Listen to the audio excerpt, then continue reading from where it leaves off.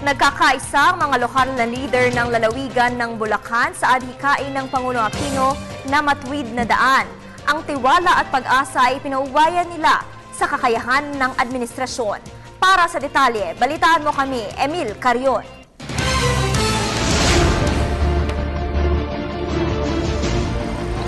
Kitang-kita sa iba't ibang bahagi ng Bulacan ang progreso. Ito ay lalo pang pinabilis sa pag-ayuda ni Pangulong Benigno Noynoy Aquino III.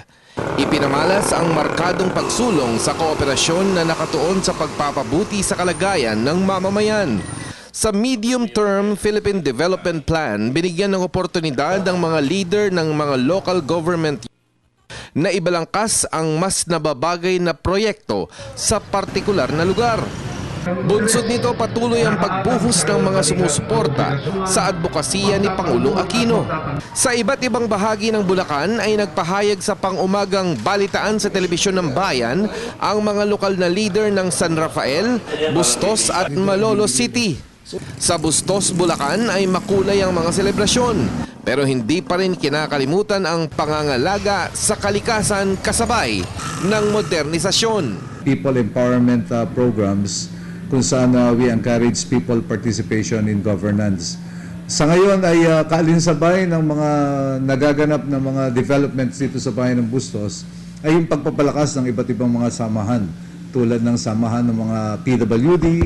Yung malinis na pamamahala at kontra-korupsyon ay bukas ang libro ng ating pamahalang. Lahat ng transaksyon ay makikita sa Facebook ng ating pamahalang. At ang pamahalang ay bukas sa anumang mga puna, suhestyon at alam din ng mamamayan ang aking cellphone number. Ang bayan ng Bustos ay naparangalan ng Seal of Good Housekeeping. Sa makasaysayang lungsod ng Malolos ay lalo pang pinaigting ang pagmamahal sa kasaysayan, kasarinlan at pagkamakabayan sa tinubuang lupa. Pinag-uugnay sa lungsod ang pagkalinga sa kasalukuyang henerasyon pero timon sa tradisyon ng nakalipas. Kami po ay mga masusugid na tagasunod ng ating Pangulo. Iniidolo po natin yung kanyang magandang tuwid na daan. Kaya we are trying all the best para po makapag-cope up tayo sa ganito kay Presidente.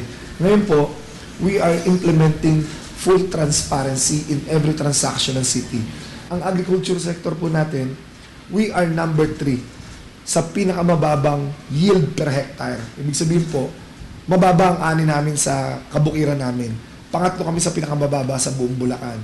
So noong December, ang Provincial Agriculture Office ay nirecognize po tayo na tayo na po ngayon ang number 1 sa buong Bulacan in terms of yield per hectare. Panawagan po natin sa mga taga-lungsod ng Malolos na sa kabila po ng democratic way of expressing our freedom to choose our leaders. Sana po maging maayos at pag-aralan natin maigi dahil napakahalaga po ng boto natin. Ipinagpapatuloy naman sa bawat larangan ng pamamahala ang serbisyo sa ordinaryong mamamayan. Ramdam ang malaking pagbabago dahil sa sinimulan na prinsipyong tuwid na daan ni Pangulong Aquino. Kabilang sa pinatutupad dito sa San Rafael ang malinis at transparent governance na nagpabalik sa tiwala ng ordinaryong Pinoy sa gobyerno. Huwag tayong magnakaw. Iyon ang tinatawag na tuwid na daan. Yung mga politiko na pinagsasamantalahan yung kabambayan. Kaya nga po lalong naghihirap ang ating mga mamamayan sapagkat dapat ay maibigay natin yung ayuda sa kanila napupunta pa sa mga tiwaling politiko. Tulungang manalo sa darating na halalan ang buong team ng Team Pinoy. Kami po ang tunay na liberal dito po sa aming bayan sapagkat marami po ang nagkukunwari. Sabi nga ng ating Pangulo, marami ang gustong magsuot ng dilaw pero ang kanila namang kaisipan ay hindi naman po patuwid na daan.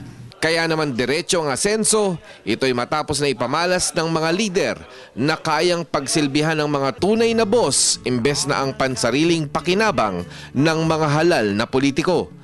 Para magtagumpay ang pagpapaunlad sa kanayunan, ginagamit ang epektibo, tuloy-tuloy at mahalagang programang magbibigay ng trabaho, sapat na pagkain at mas mataas na antas ng pamumuhay ng pamilyang Pinoy.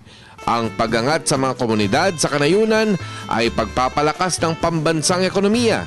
Ito rin ang magiging bintana para handa ng humarap ang Pilipinas sa kapitbansang Asyano at sa mundong umiinog ngayon sa tinaguriang global economy. Para sa Telebisyon ng Bayan, ako si Emil Carrion.